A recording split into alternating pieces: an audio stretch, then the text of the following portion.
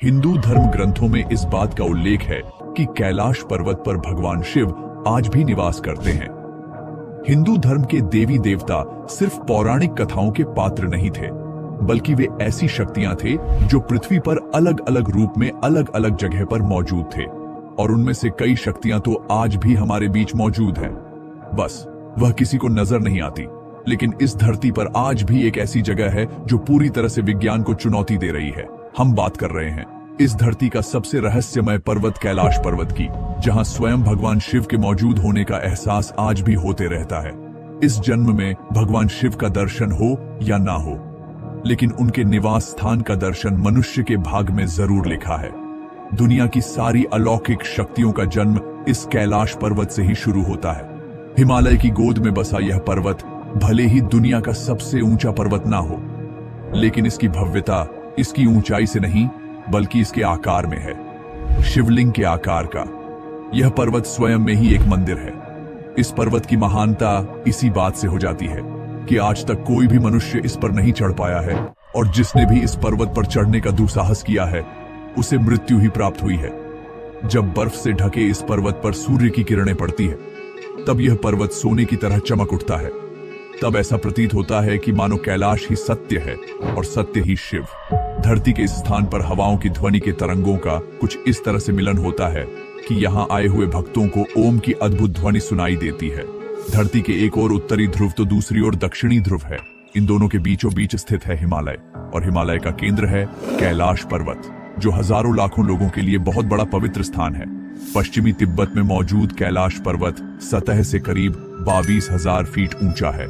अमरनाथ यात्रा को जाते समय रास्ते में इस पर्वत के दर्शन होते हैं। दोस्तों, आपको शायद मालूम नहीं होगा कि कैलाश पर्वत सिर्फ हिंदू धर्म के लिए ही नहीं बल्कि और 3 धर्मों के लिए भी काफी पवित्र जगह है। यह पर्वत दुनिया के 4 प्रमुख धर्मों को जोड़े रखता है: हिंदुइज्म, बुद्धिज्म, जैनिज्म और दाइज्म।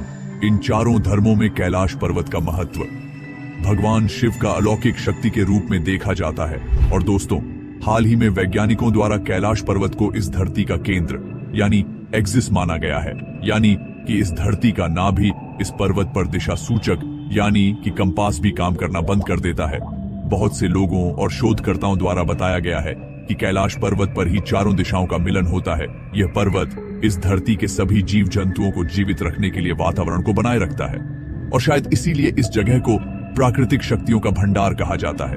दुनिया की सबसे ऊंची चोटी है माउंट एवरेस्ट।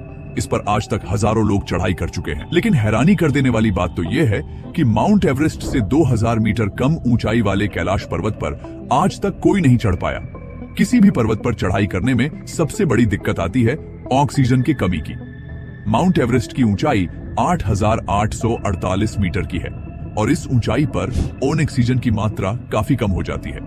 इतने मुश्किल हालात के बावजूद माउंट एवरेस्ट को अब तक 4000 से भी ज्यादा लोग फतेह कर चुके हैं, और दूसरी तरफ कैलाश पर्वत की ऊंचाई 6,638 मीटर की है, मतलब माउंट एवरेस्ट से लगभग 2000 मीटर कम। इसके बावजूद आज तक कोई भी इसके शिखर पर नहीं पहुंच पाया। क्यों? माउंट एवरेस्ट के मुताबिक बेहतर ऑक्सीजन लेवल होने के बावजूद लोग इस पर नहीं चढ़ पाते। कैलाश पर्वत पर चढ़ाई करते समय एक खास सीमा के बाद ऐसी घटनाएं होने लगती हैं कि मानो यह पर्वत हमें वापस जाने की चेतावनी दे रहा हो। ठंड अचानक बढ़ जाती है, मौसम भी बदलने लगता है। ऐसे में जिसने भी इस चेतावनी को अनसुना किया वह इस पर्वत से वापस नहीं लौटता। हिंदू धर्म की मान्यताओं के अनुसार कैलाश पर्वत को भगवान शिव का घर माना जाता है, और बगैर उनके आज्ञा के कोई उनके स्थान पर आ जाए ऐसा वह होने नहीं देंगे, यानी कि कैलाश पर्वत पर चढ़ाई करना असंभव है।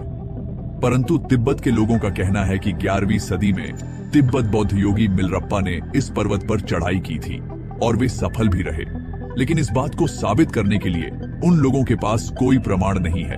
कैलाश पर्वत के बारे में तिब्बत मंदिरों के धर्मगुरु बताते हैं कि कैलाश पर्वत के चारों ओर एक अलौकिक शक्ति का प्रवाह होता है। कहा जाता है कि आज भी कुछ तपस्वी इन शक्तियों के माध्यम से आध्यात्मिक गुरुओं के साथ संपर्क करते हैं। इस कैलाश पर्वत से जुड़ी काफी दंत कथाएं भी प्रचलित हैं। उन्हीं कथाओं की सच्चाई को पता लगाने के लिए 1999 में रूस के नेत्र रोग विशेषज्ञ अर्नेस्ट मुल्दाशेव ने कैलाश पर्वत के रहस्यों का खोज करने के लिए एक टीम बनाई, और इस पर्वत का कई दिनों का अध्ययन करने के बाद उन्होंने अपने किताब में बताते हुए दावा किया है कि कैलाश पर्वत की चोटी बिल्कुल इंसानों द्वारा तैयार की गई पिरामिड जैसा लगती है।